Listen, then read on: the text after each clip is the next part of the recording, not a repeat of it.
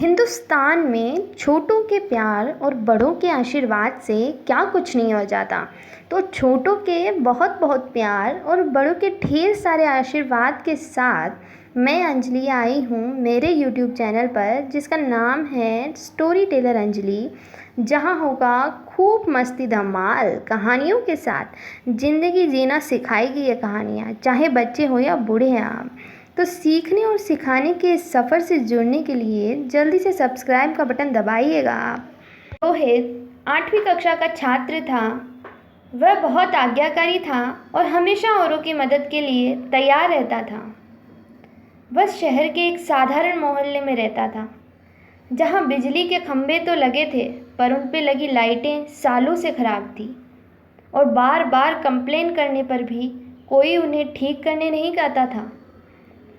रोहित अक्सर सड़क पर आने जाने वाले लोगों को देखता, अंधेरे के कारण परेशान होते देखता। उसके दिल में आता कि वो कैसे इस समस्या को दूर करे। इसके लिए वो जब अपने माता पिता या पड़ोसियों से कहता तो सब वो उसे सरकार और प्रशासन की लापरवाही कहकर टाल देते। ऐसे ही कुछ और महीने बीत गए।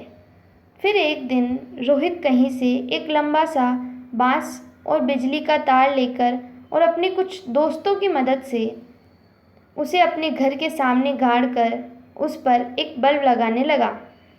आस पड़ोस के लोगों ने देखा तो पूछा, अरे तुम ये क्या कर रहे हो?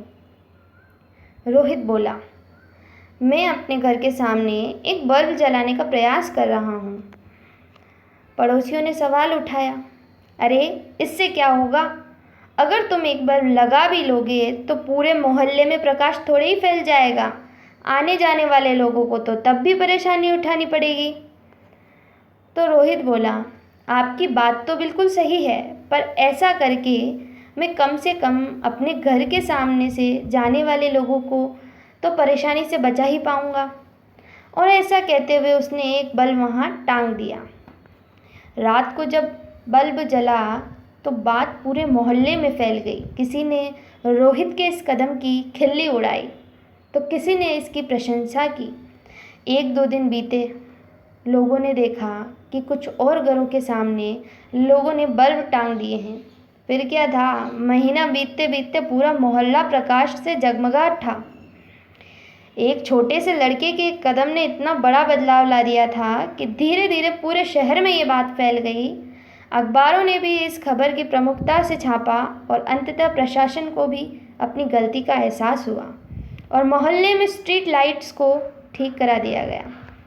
तो दोस्तों, कई बार हम बस इसलिए किसी अच्छे काम को करने में संकोच कर जाते हैं क्योंकि हमें उससे होने वाले बदलाव बहुत छोटा प्रतीत होता है, पर हकीकत में हमारा एक छोटा सा कदम एक बड़ी क्रांति का रूप लेने की ताकत रखता है।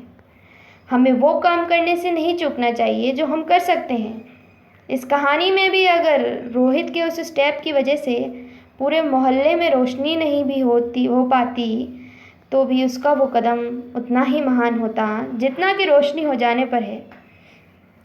रोहित की तरह हमें भी बदलाव होने का इंतज़ार नहीं करना चाहिए, बल्कि जैसा कि गांधी जी ने कहा था, हमें खुद वो बदलाव बनना चाहिए जो हम दुनिया में देखना चाहते हैं। तभी हम अंधेरे में रोशनी की किरण फैला सकते हैं। कहानी तो ख़त्म हुई। छोटे हो तो प्यार देना, बड़े हो तो आशीर्वाद देना, ज़िंदगी में इसे उतार लेना, बस मेरा इतना कहना मान लेना।